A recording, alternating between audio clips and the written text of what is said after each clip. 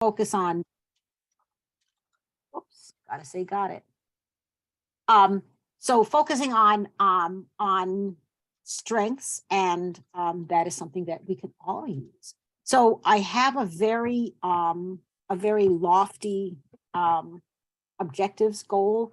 We're going to review ACEs and toxic stress. We're going to talk about what buffers or mitigates ACEs. How we're going to talk about how to use a framework for family strengths and the HOPE model, health outcomes of positive experiences. We're going to learn how to boost personal strengths and explore ways to use a strength-based approach.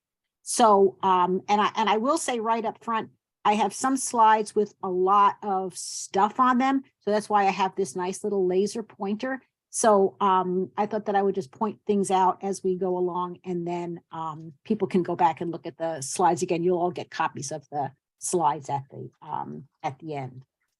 So this is a really exciting time because we're the evidence is moving from using a what is wrong with you approach, which is what we always do with the problem list, your a list of your problems, to what happened to you, which is the ACEs, what is right with you, which is strengths, and very excitingly, what is healing for you. So how do you heal from ACEs and be able to make it so that ACEs is not your destiny. So I always like to start with thank yous. I want to thank my mentor, colleague, and friend, Paula Duncan. And some of you may not know Paula because she passed away a couple of years ago, but she was the one who introduced the idea of the strength-based approach to Vermont using the Circle of Courage framework. And I always like this quote, people who work with children, youth, and their families have a unique opportunity to seek out, identify, reflect, and celebrate their strengths. Learning to recognize and use those strengths can foster healthy development, resilience in adversity, and courage to pursue interests, passions, and dreams. And then my other big influencers are my family. We're a family through adoption, through the foster care system. So here are my two daughters. And this was before we knew about ACEs, before like trauma-based care was really just getting started. So we struggled through it. I give credit to my brave daughters. Here are my granddaughters and then the whole crew of us during a COVID visit. So quickly reviewing adverse childhood experiences, which I'm sure everybody knows about. I think of adverse childhood experiences as kind of like what happens within your household, the people immediately surrounding you. And of course, there's other things, there's, social determinants of health, there's racism for kids, there's bullying, there's all this other stuff that affects us.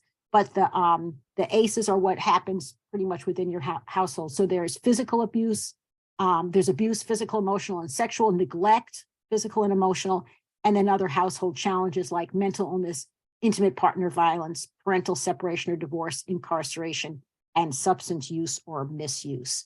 And the thing that we know now is that there are diseases that are associated with having experienced 4 or more ACEs in childhood.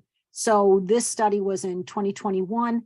9 of the 10 leading causes of death in the US were related to ACEs. And there's the odds ratio for having greater than or equal to 4 ACEs relative to no ACEs for all these diseases. And the only reason why COVID is unknown, I bet COVID is related to ACEs also, but no one has published a study on that yet. But all these other, the top 10 leading causes of death. And here's an interesting thing is that you can, so those are adult conditions. So you can look at pediatric ACE-associated health conditions. And this is, again, 4 or more ACEs compared with kids with no ACEs. And look at this. This is amazing. Asthma, up to almost 3 times more likely. Allergies, headache, overweight, and obesity. Look at learning and or behavior problems. So a kid with 4 or more ACEs is 32 times more likely to have learning or behavior problems than a kid with no ACEs. I mean, like, holy guacamole, like, look at that. That's incredible. Depression, ADHD, use of alcoholic beverage before age 14, 6 times more likely, almost 4 times more likely to start having sex early. So this is, when you look at this, it's pretty remarkable that all these things for kids are associated with ACEs. And we all know, I would venture a guess that most kids entering the foster care system, you can almost guarantee that most of those kids are going to have 4 or more ACEs right off the bat. So this is again another kind of complicated slide that just sort of shows early life adversity, but you can have protective factors and predisposing vulnerabilities. And then this is what we've just figured out, this sort of magic, what happens in this green arrow. This is what we've been figuring out over the last decade or so, how the early life adversity leads to all the problems. And it's just amazing, because this slide, again, busy, lots of stuff. Here's the system: neurologic, immunologic, endocrine, epigenetic, and here are the health impacts. Here's how it happens. So anyone who's like fascinated with that can go back and look at exactly, they figured out exactly how the toxic stress response leads to these problems. But look at the health impacts are amazing. Impulsivity and aggression, poor planning and decision making, difficulty with learning and memory, risky behaviors and risk of addiction, and it goes on and on. Growth and development, and goes from failure to thrive to obesity. So all these things are what the toxic stress response does to your body and your health. But this is the other even more exciting thing, is that we're starting to figure out how to buffer or mitigate that toxic stress response. And again, here are the different systems that are affected, and here are the evidence based things that help mitigate that response or buffer that response. And again, if you're interested, you can look up these sources, but look at what comes out: high quality nurturing caregiving, time in nature, meditation, healthy sleep, exercise, social supports, healthy diet. Those are what kind of fixes your body if you've been exposed to toxic stress. So this, I like this slide because it sort of pops out what are the things, and a lot of them are, it's like you look at it and you're like, well, duh, we've always known that good sleep, good nutrition, physical activity helps. But it's all these are evidence-based, that they've shown that it really makes a difference. And supportive relationships, mindfulness, access to nature, and of course access to good mental health care makes a difference. And I think one of the things you can say to kids and families where there's kids who've been exposed to ACEs, families where ACEs are ongoing, that this is important for everybody, but it's especially important for you, for your child, for you as an adolescent to develop these healthy habits. And I think that that's a nice way to frame it. And then again, this is just another slide of looking at what we're trying to do. So obviously, prevent ACEs. Well, by the time you enter foster care, the horse is out of the barn as far as prevention goes. But one thing you can do is interrupt ACEs, so you can try to stop that process as much as possible for that child. And a lot of the other things in here are interesting. It's like advocating for good public health, early childhood education. So that's really beyond the scope of what we're talking about today, but it's just nice to know that there are other things we can do. But here's what we want to focus on is these kids who are in foster care and their families and their foster families. How can we help them address the the toxic stress. So identifying if they already have any physical or neurologic conditions that can be related to the toxic stress, and then provide patient education. And I think if you ask about ACEs, you have to talk about how toxic stress affects the body. So, just like you can't ask about social determinants of health without offering help if they say they're food insecure, you can't ask about ACEs without explaining how that toxic stress affects the body. And then using those 7 things, you can do one of those 7 things, all 7 of those things you can recommend to the family and the child, and hopefully you'll end up with improved health. So what's the clinical response to ACEs and toxic stress? So applying the principles of trauma-informed care, supplementing usual care for ACE-associated health conditions. So those things that we saw on that other slide, asthma, learning and behavior problems, ADHD, don't just address that, but make sure that, especially if it's an adolescent, make sure that he or she understands the link and how they can break out of that or make things better, how they can heal their body. So patient education, and then those 7 ways to regulate. Validate existing strengths and protective factors. I always say that so the kids don't feel like losers, like they have all these problems. What are their strengths? And we'll talk about that some more. Refer to interventions and then follow up as necessary. So let's spend the rest of the time really focusing on strengths, because most people know how to give advice about healthy eating and sleep, exercise. We do that all the time. But thinking about strength, and this is back, the World Health Organization, way back before we knew anything about ACEs, defined health as being much more than just the absence of disease.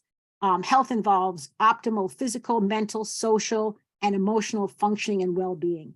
And when you think about that, if we look at the way we document things with the problem list, okay, your problem list, you only have 3 problems, so that's good. And we really don't do a great job of making sure that the other aspects of people's lives are healthy. And then the CDC defined deaths of despair back in the 1990s: suicide, drug and alcohol overdose, alcoholic liver disease. And that's what caused an increase in the death rate among white, non-Hispanic, rural Americans in the 1990s. But it also, those deaths of despair, I mean, we're not surprised, but it's interesting to note that they increased by greater than 20% during the COVID lockdown. So, these are people who might have had nothing on their problem list to start with, but yet going through they might not have had strengths or these other things in their lives, and going through the COVID lockdown succumbed to deaths of despair. And then strengths or protective factors help build resilience, help young families succeed, and then influence youth decision-making about healthy behaviors. So what does research tell us? There's 3 sets of factors that differentiate children who overcame the odds. So the first one is protective factors within the individual. So that's part of, if you have a sociable temperament, good impulse control, good communication skills, you're able to recruit other adults. If your parents are not able to step up to the task, you're able to recruit other adults. And I always say, well, think of like Little Orphan Annie. And how come Little Orphan Annie ended up with Daddy Warbucks as her adoptive father? She was cute, she could sing, she could dance, she could she could attract the attention of adults. So like, those are some of the kids who, we also call it resilience. Those are some of the kids who will do well. So that's interesting. Protective factors within the family. And that, you can't say that enough, a close bond with at least one emotionally stable, nurturing person, and there can be substitute caregivers, which is one of the reasons why early care and education is so important, especially for everybody, but if they need it, but especially families at risk who rely on it. Wouldn't it be wonderful if every kid could have that right off the bat without their family having to worry about the cost of it. And then we're not going to talk much about protective factors in the community or the larger environment, but that would be like what we talked about, access to mental health care. Are there after school programs? Are there parent support groups? So that would be, sort of looking at it from the larger point of view. So I wanted to talk a little bit about the strengthening families model because it's so important. And I'm just curious, of course, I can't see you guys, but I wonder how many people are familiar with the strengthening families model.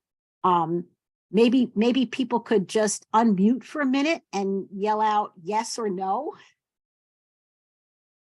You're familiar with it? Nobody wants to unmute. You're probably. Yeah, it's Debbie, and I'm somewhat familiar with it. Yes. Okay. And other people are probably eating, so that's okay. But the strengthening families model was designed specifically to prevent child abuse. I mean, that was the idea behind it. The evidence base, if you look back, many maternal child health departments throughout the country have adopted this. And this slide that I'm showing is, I just sort of like this. This is Alaska's way that they present the strengthening families model. But a lot of, if you look, maternal child health programs use this model in young family serving organizations. So it's basically parental resilience, be strong, not stressed, social connections, get and give support, knowledge of parenting and child development, learn more so you can parent better, concrete support in times of need, get help when you need it, and then the social emotional competence of children, help your child manage feelings and relationships. And so you want your child, I mean, I guess if worse came to worse, you'd rather have your child be a little orphan Annie than one of the orphans in the background. So you want to raise that competent child. And I'm not going to go through everything on these slides. I just put these in here for people who are not familiar with strengthening families, just sort of some more details about each of those, because I think we probably interact more with families of younger children than we do with adolescents, because adolescents don't come in as often. So I just thought that this would be good to have in your head.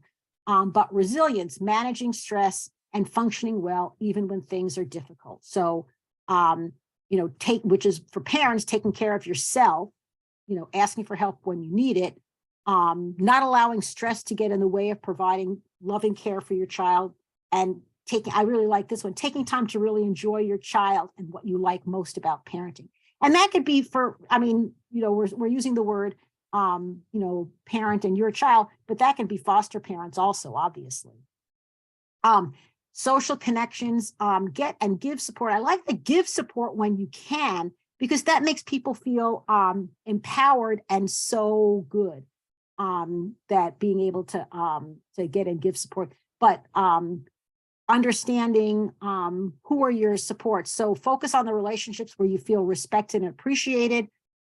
If you don't have supportive family nearby, or you don't have, your friendships are not supportive, or maybe you don't have a lot of friends, but now you find yourself a parent, how can you build your network? Build your network so you have multiple friends. So is there a parent group? Is there a parent-child center? What can you do, and how can we help people figure that out? Knowledge of parenting and child development.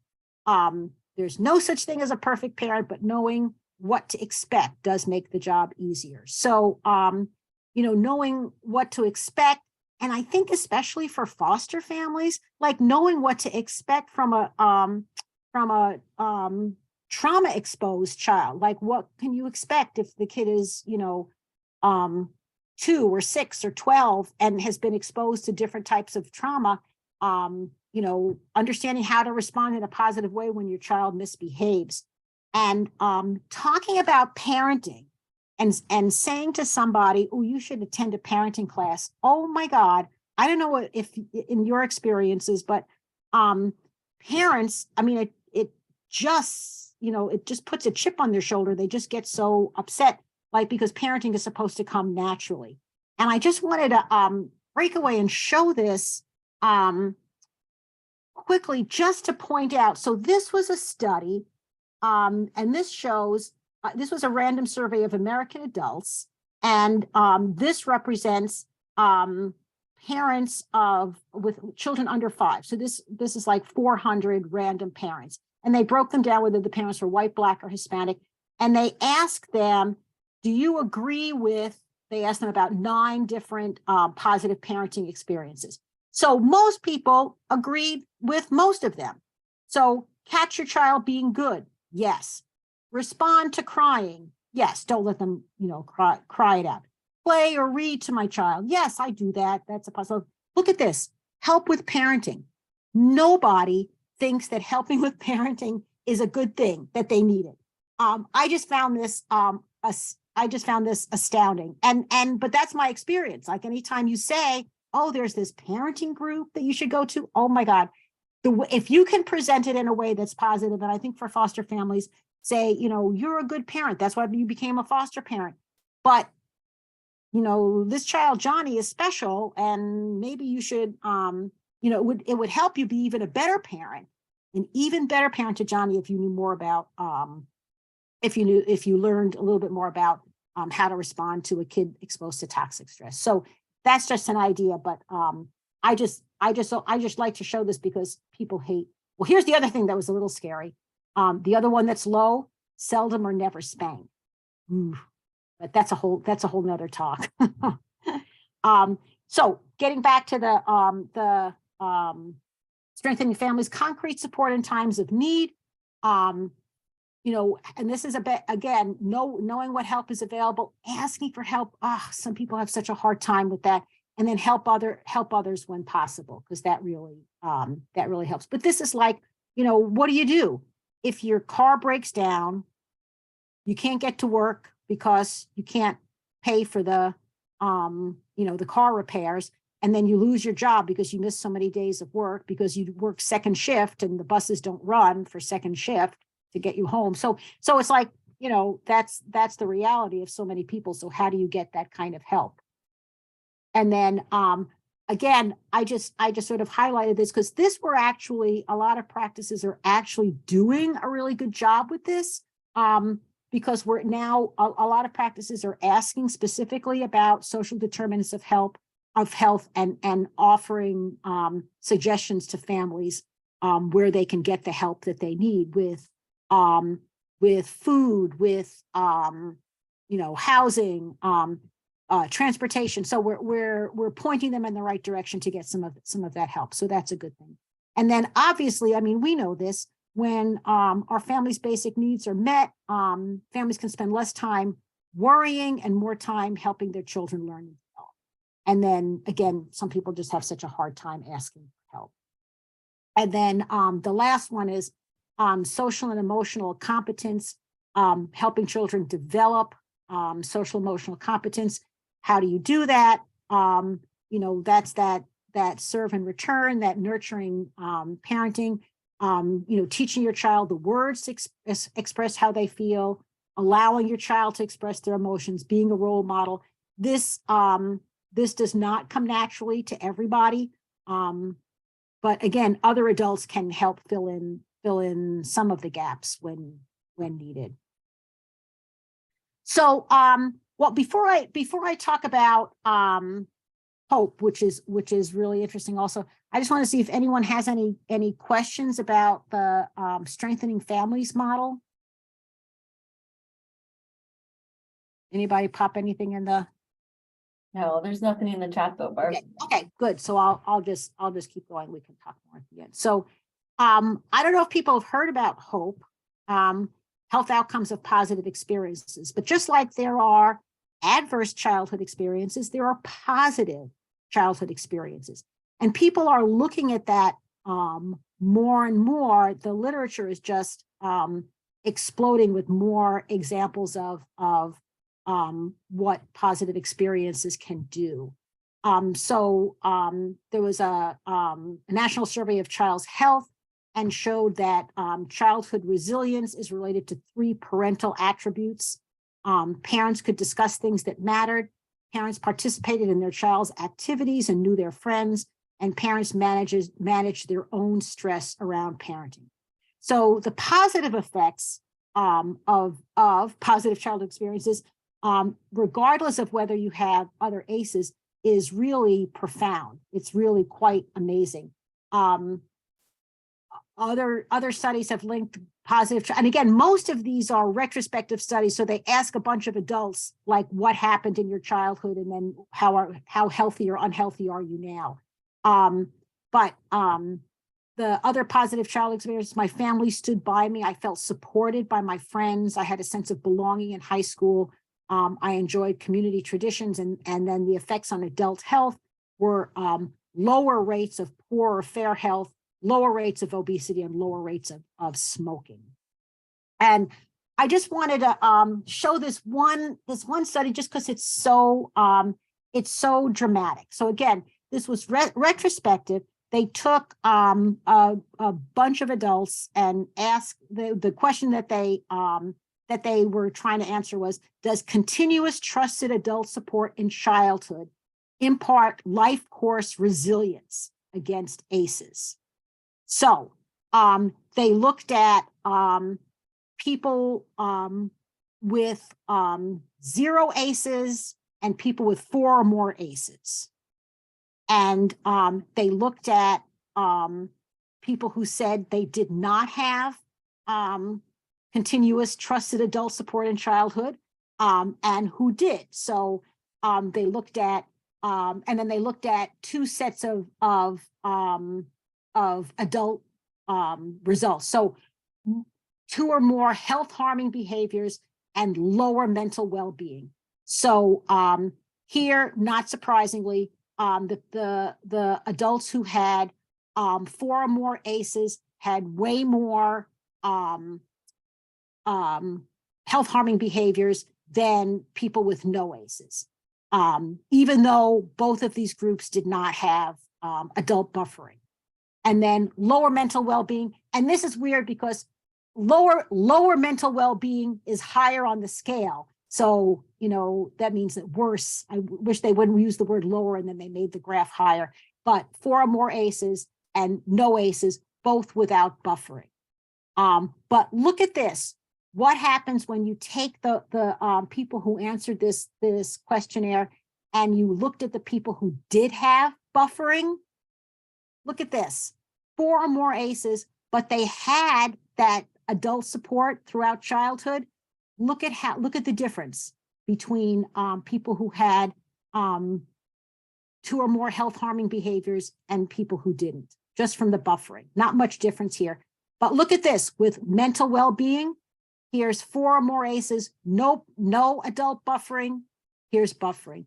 And even if you had no ACEs at all, look at this. People who had no ACEs but did not have a continuous trusted adult support. Look at that. More or worse or more lower mental well-being. Why they did that, I don't know. But look at with 0 ACEs, but with the buffering, look at that difference. So even if you don't have ACEs, if you have strengths in the form of the strongest strength, which is relationships, bonding, that's incredible. And it's continuous trusted adult support. It doesn't have to be your parent, and it doesn't have to be the same person. So you can have other adults through your lifespan. So that's interesting. So now we're going to move from family strengths and positive childhood experiences to individual strengths. So obviously, infants, toddlers, and young children rely on key adults in their environment to provide them with positive experiences. And then they're going to be able to develop their own strengths. Older children and youth are in a position to begin to develop their own strengths if they have the adult support and the positive experiences. However, adolescents who've been exposed to ACEs and other stressors, such as negative social determinants of health, racism, bullying, and even included in there would be children with special health care needs, may need help identifying and building their strengths. So that's where other important people in their environment need to come in. So I'm going to just mention, so one of the things is you can't just ask someone, what are your strengths? Like they'll look at you like, duh, I don't know. What do you mean? What are you talking about? So you need some sort of framework to identify and tell people about their strengths. So and there's lots of different frameworks that are out there. One of the most common is Karen Pittman's 5 C's, and then Ken Ginsberg added a couple of others. But basically it's, competence, what are you good at? Confidence, a sense of self-worth that you can get things done. Connection is the most important one. That's the one that has the most evidence behind it. That's the relationships, the bonding with other people. Character is, taking responsibility, a sense of independence, that you're becoming a good independent decision maker. Contribution is giving help when you can. And then they added caring, sympathy, empathy for others. And then Ken Ginsberg, who wrote some books for parenting on building resilience for children and teens, added coping, able to effectively deal with stress, and control. So self-control, to control over your decisions. But a lot of people, I can never, without the slide in front of me, I can't rattle off the 7 C's. I probably 4 or 5 of them, like, oh, what's the other one? I can't remember. So this was kind of overwhelming. So thank you, Paula Duncan, who found this framework, the Circle of Courage, that was put together by some psychologists who worked with Native American populations in the Midwest. And what they did was they took this from indigenous parenting practices, like what children needed to become happy, healthy, productive members of their society. And so the concepts are belonging, mastery, independence, and generosity.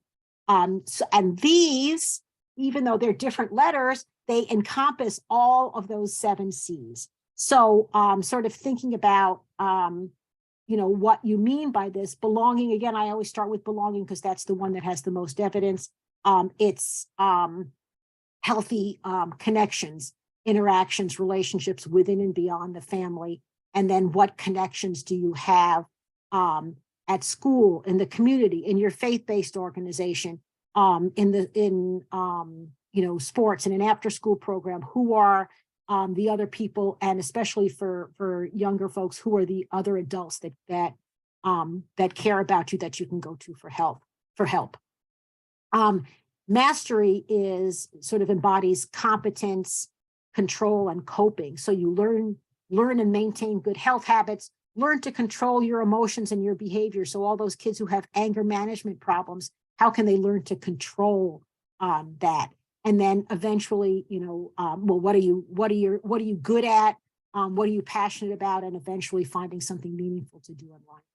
And then independence is the, confidence and also control. So becoming a good independent decision maker, I always say, even when no one is looking. So, if it's, late at night, and there's no one around, do you actually stop at the red light and wait until it turns green? Because no one's looking, there's no one there, so have you incorporated, rules and morals and ethics? Are you starting to incorporate that into who you are? So, and then having a sense of control over what happens, which is so important to so many adolescents who are in foster care, who feel like their lives are not in their control. They get, yanked out of their home.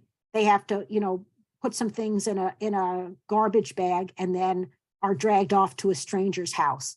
They have no control. So a sense of control is very important.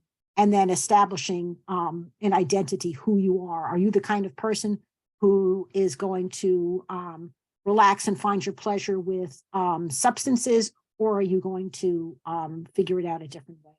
And then generosity is the caring. How do you help out? How do you, help people developing empathy? And let me tell you, that's a piece that that's a stage that a lot of adults don't get to, which was, laid completely bare over the last several years during the pandemic. So a lot of adults need need this. So I'm gonna just take a minute to talk about Tiffany. And Tiffany is a real person. That's not her name, nor is that her picture. But this is her story, which she and Paula Duncan found their way to each other, and she became a standardized patient who, back in the early 2000s, when Paula was teaching about how to operationalize skills in primary care practices, she actually traveled around the state with Paula, and sort of told her story with some embellishment as a standardized patient. But just looking at it, and this is a whole lesson in and of itself. It could go on for a long time, but I'm just going to summarize just to make the point. When you meet Tiffany, she's 17. She's living in her 5th foster home. She's in 12th grade, but she's failing math. She has a past history of tobacco, alcohol, and marijuana use, and she's currently sexually active without protection. So, you look at that story and you look at Tiffany, and she's just a bundle of problems. She's a hot mess. But then you take time to talk with her and find out, what actually is going on with her. Ask some questions about belonging, mastery, independence, generosity, and you find out these things. She actually feels like she really fits in with her new foster family. She has actually a caseworker who is now in another county, who she keeps in touch with, who she feels is a mentor. She's made a bunch of really cool new friends at school, and she has a boyfriend. From the mastery point of view, she knows how to take care of herself, take her own medications, get around town without a car. And amazingly enough, she's at grade level, even though this is her 3rd high school that she's been in. So that is amazing in and of itself. She's on track to graduate, except for that pesky math class. And she's passionate about art. She loves her art class and her art teacher, and she really wants to go to college. Independent, she's making mostly healthy decisions around eating habits. She no longer uses tobacco, alcohol, or drugs. If she's telling her story now, she probably uses vitamin vapes. But she is having unprotected sexual intercourse. And for generosity, she really cares about her friends, and especially her boyfriend. She shares food when they need it and don't have it. She wants to become a social worker so she can improve the foster care system. So this gives you a totally different picture of Tiffany and what her strengths are. And the thing to do is to look at this. I mean, you sort of had this conversation with her, and then you feedback her strengths, and you point out that those are strengths, and that those are going to help her, heal her body from the effects of toxic stress that she's been through all these years. And then once you do that, then you say, but I'm also worried about these problems. What do you see as a problem? What would you like to work on? But it just gives you a whole different picture who she is. And she told Paula and I, if we can share her story whenever we want, but whenever we share her story, we have to show this this poem by E.E. Cummings. When she found that poem as part of her an English assignment that she had in high school, she just was so excited. She said, this is me and everybody like me. We do not believe in ourselves until someone reveals that deep inside something is valuable, worth listening to, worthy of our touch, sacred to our touch.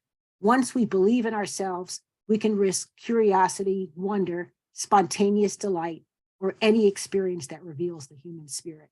So it's hard to understand how much this means to people when you sort of go through this process with them to try to help them see their strengths and that they're a good person and a worthy human being.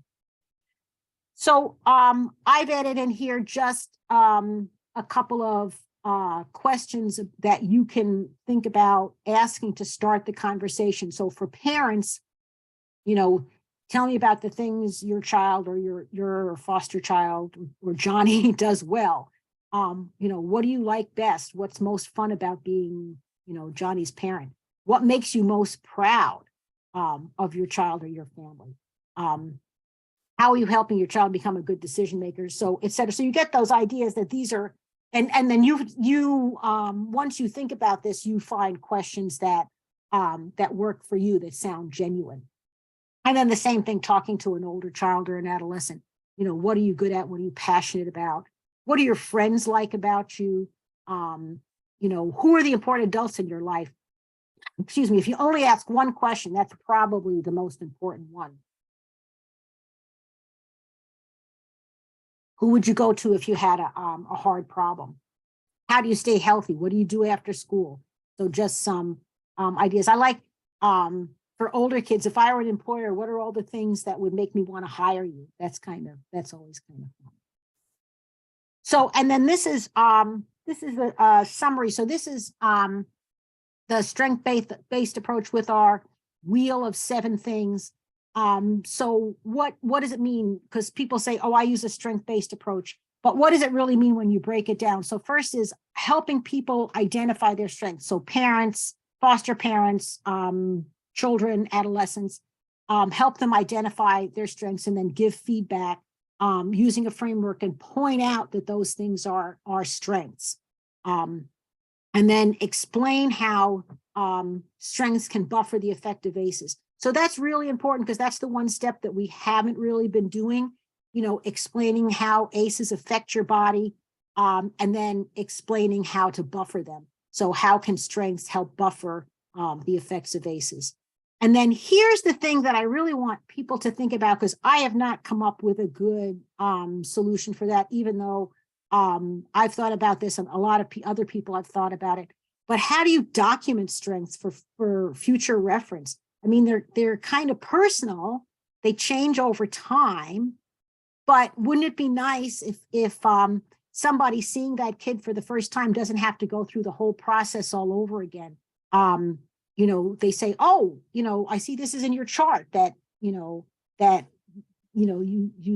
have this wonderful quality about you. So how do we document that? We have problem lists. We don't have strength lists. So what do you do? And important for everybody, but especially important for those populations of kids that have problems, certainly foster care, kids with special health care needs. All those people can use a strengths list in there as well as a problems list. And then can we think about how to incorporate strengths and information about strength busters into care plans? So you can say, oh, get enough sleep, eat well, get physical activity, but how can you actually help move them, like with motivational interviewing or whatever, how can you help move them to actually try these things?